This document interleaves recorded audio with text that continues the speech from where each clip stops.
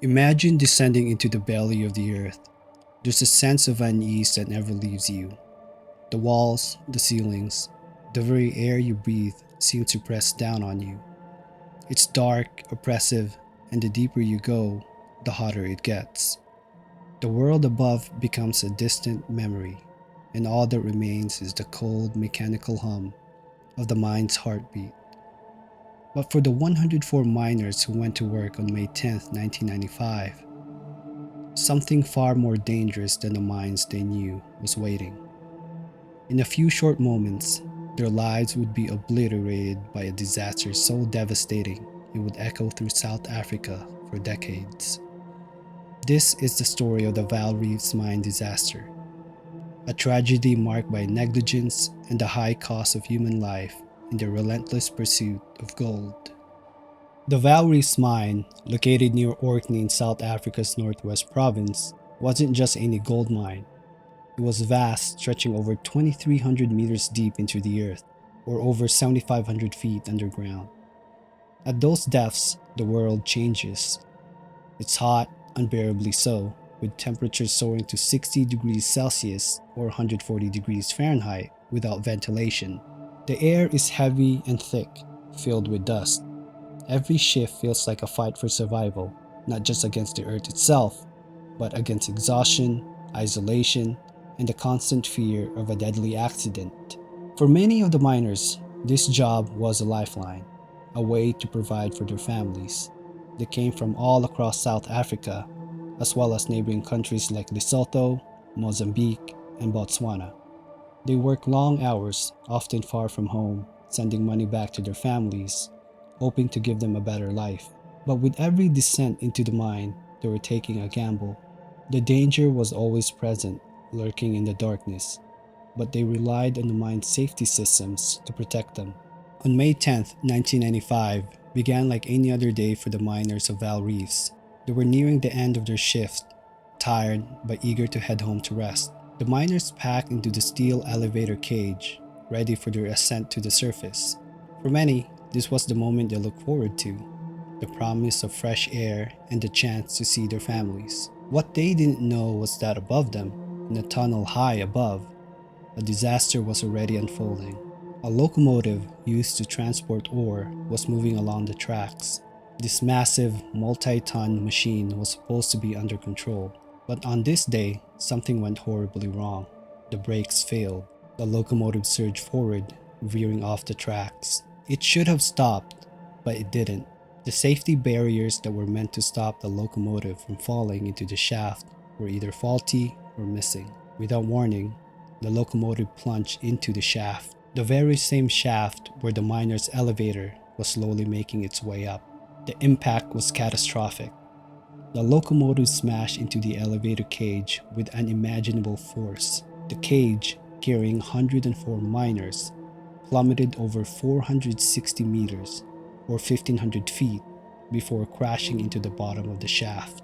In an instant, lives were shattered. Every single miner inside was killed on impact. There was no time to scream, no time to react. It all happened too quickly. The scene at the bottom of the shaft was horrific. Rescue teams rushed in, but there was nothing they could do. The steel cage, once a solid structure, was now a twisted wreck. Inside, there was almost nothing left of the miners. Bodies had been mutilated beyond recognition. One witness described the aftermath in a chilling detail. Pieces of flesh were scattered all over. It was a scene of pure devastation. For the families waiting above, the news came slowly. At first, there was hope that maybe someone had survived, but as the hours passed, that hope turned to despair. There were no survivors. Fathers, brothers, sons, gone in the blink of an eye. Communities across South Africa and beyond were left to grieve. In Lesotho, families mourned the loss of fathers who had been the sole breadwinners. In Mozambique, mothers wept for sons who would never return home. The scale of the disaster rippled through villages and towns, leaving a trail of sorrow and loss in its wake. Why? That was the question in everyone's mind. Why did this happen? How could such a disaster have unfolded so quickly, claiming so many lives? The investigation into the disaster revealed a chilling series of failures that could have been avoided. First, there was the issue of the locomotive itself. It should never have been moving at the time. The brakes had failed, causing the train to careen out of control. But that wasn't the only problem. The safety barriers that were supposed to stop the locomotive from entering the shaft were either improperly maintained or non existent. Had they been in place, the disaster might have been avoided. Then there was the elevator itself. It had been equipped with a detaching hook, a safety mechanism designed to prevent the elevator from falling in case of an accident. But that hook failed on May 10th. Instead of holding the cage in place, it let go, sending the miners to their deaths. Investigators later determined that if the hook had functioned properly, many of the miners could have survived the collision. What became clear was that these were not isolated mistakes. The mine had been warned about safety issues before, and yet nothing had been done. Warnings had been ignored, safety protocols had been skipped, and maintenance had been delayed.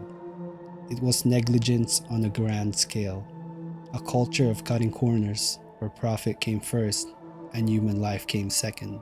The Val Reefs Mine disaster wasn't just an accident, it was a symptom of a much larger problem, one that had been festering in the South African mining industry for decades. Mines in South Africa were among the deepest and most dangerous in the world, and yet safety standards were routinely ignored. Equipment had been replaced years ago, was still in use, and inspections were more of a formality than a genuine effort to protect workers. For companies like Anglo American, the bottom line always seemed to come before people. The men who worked in the mines were often seen as expendable, replaceable cogs in the machinery of the mining industry. If one man died, there would always be another to take his place. This attitude was a recipe for disaster, and on May 10, 1995, that disaster became a reality. The culture of neglect and indifference that had taken root in the mining industry was finally exposed for all to see.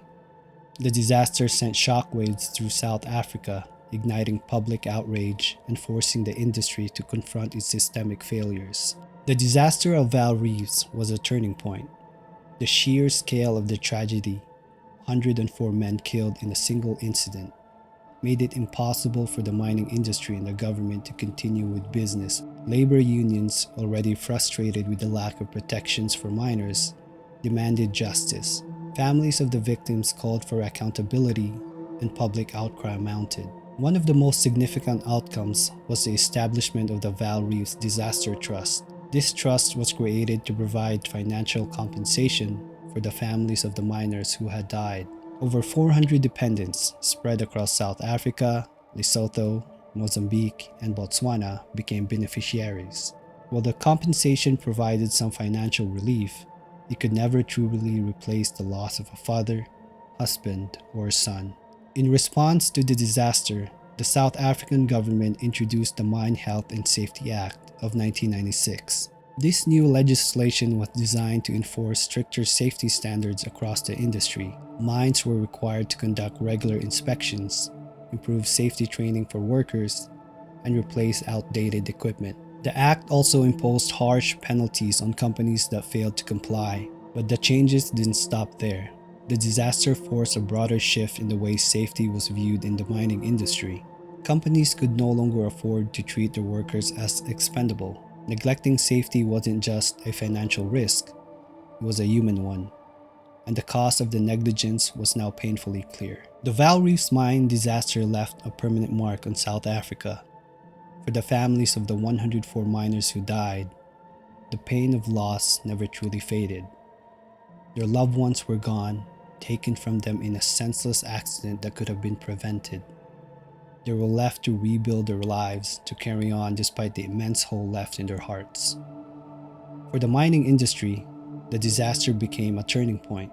The reforms that followed came too late for the men who died that day, but they likely saved countless lives in the years that followed. The Vaal Reefs Mine disaster is a haunting reminder of what can happen when safety is compromised. It was an accident that should never have happened, but it did. The tragic loss of 104 lives exposed the deep flaws in the mining industry's practices and forced much needed changes. However, those reforms came at a devastating cost, one that can never be repaid. Today, we remember those men. We remember their families, their communities, and the lesson learned from this senseless tragedy. The disaster changed the face of South African mining forever. It serves as a powerful reminder of the importance of prioritizing safety, accountability, and the value of every human life.